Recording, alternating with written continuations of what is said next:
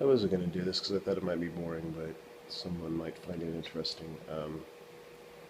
This is me in the process of rendering um, a background from the, I call it a ring connector. And it's like my tribute to the Jeffries tube from Star Trek, starting off with the classic Star Trek, that Scotty would go through and do his maintenance to the Enterprise. So, so it's always like that kind of stuff. This is my service tunnel for a that's usually part of the construction of a quantum computer cluster, which is basically like a big distribution network of computers, like a cluster, like a server farm. But in this case, it's with advanced computers called quantum computers. And this is one of the service hallways for doing maintenance on those systems. And I'm in the process of rendering a sort of a top-down shot of the end of one of these service hallways. That's going to be looking at a desk, which is like a prep area for one of the technicians before they go and work on the computer systems. It's kind of big right now. I did it at 3,000 times 14 and some change.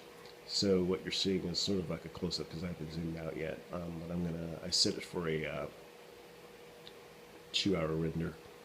See what it looks like. The longer you spend on the renders, the better it'll look. But I think 2 hours might be good enough for it to look the way that's good enough for what I'm going to use it for, because after it's rendered, I'm going to filter it to death.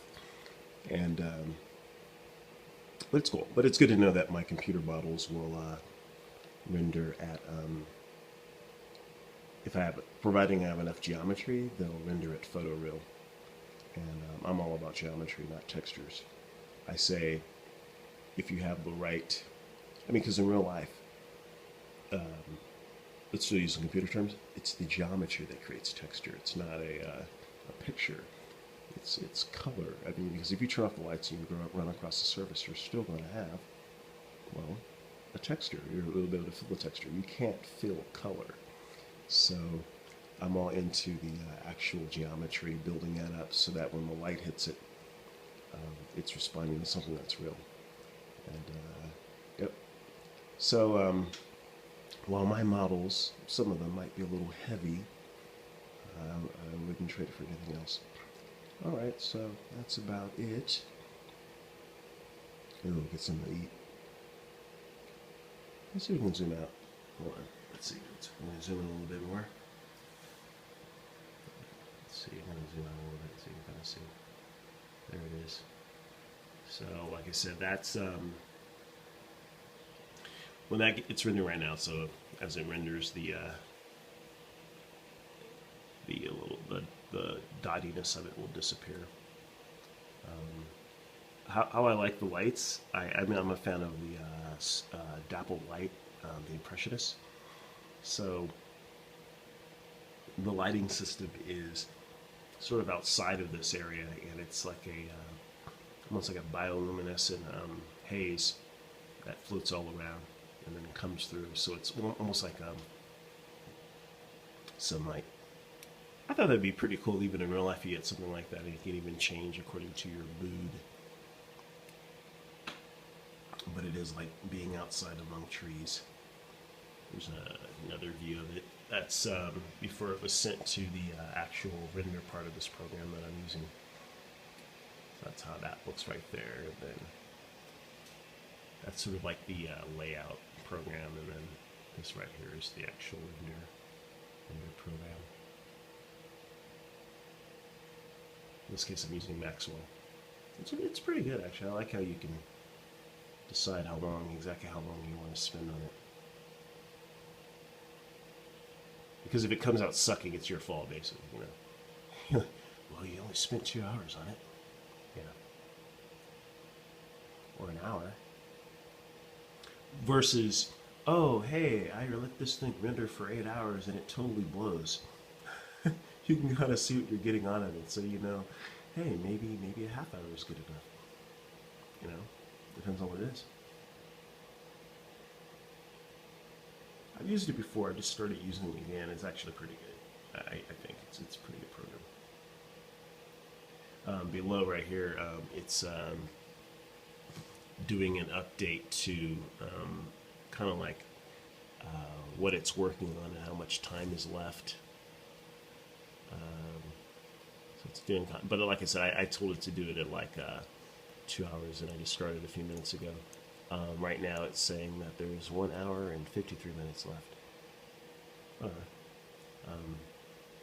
Which is good because you could say go to sleep, and then be like, okay, I'm gonna go to sleep. That's what I did earlier on another render. I said, okay, I'm gonna go to sleep for like 5 hours, so I'll give it a 5-hour render. So that's pretty cool. So that by the time I woke up, it was done. This also supports network rendering, so you could split up the task of this rendering between other computers, which is actually pretty awesome. I'm not doing it right now. I'm just because I want to see what my computer can do. Just one computer. I mean, I have more than one computer, but seeing what I can do with just one computer. Right. Yeah, it's looking better. Oh, and another cool thing, after I render this, I can still change the lighting system and I won't have to re-render it, which is awesome. It's awesome. They call it what do they call it? Multi-light or something like that? Multi-lighting or something like that? Yeah, they call it multi-light. And that's right there. You can change those sliders up and down. They're actually pretty complex like a camera, but they're equivalent to changing the ISO, I mean the shutter speed, and you know things like that. That's pretty cool. The color space, all that, but they've made it so that you can just do it through these through those sliders. So each slider actually affects a lot of things.